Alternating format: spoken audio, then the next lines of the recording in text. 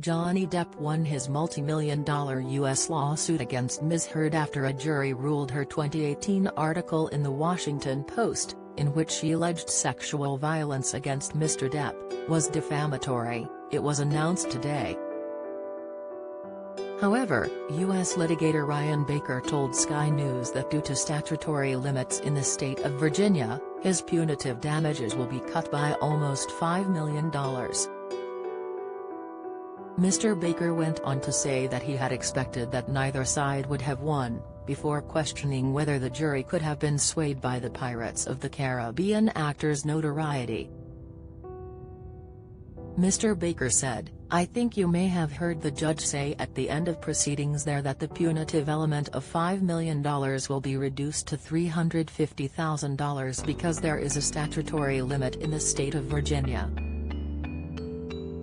So Johnny Depp takes just over $10 million and Amber Heard takes $2 million in compensatory damages. So not entirely surprising, although I think if I had been asked to predict what was going to happen before the jury came out, I probably would have predicted that neither side would have won. It's hard to imagine there wasn't some bias at work here. And there's no telling what a jury may do. It's obvious that Johnny Depp has had a real groundswell of public support. I think I've read several times that Amber Heard has had one supporter in the courtroom while Mr. Depp has had a crowd outside every day. Jurors are people. Jurors probably have been to Disneyland and ridden some of those rides and seen Jack Sparrow sitting there.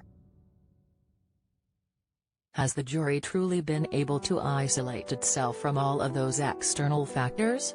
It should have, not considering all of those things, but it's hard to imagine. One thing I'll say, though, is this problem is not the last word here. Normally, once you have a verdict, it's a step in the process.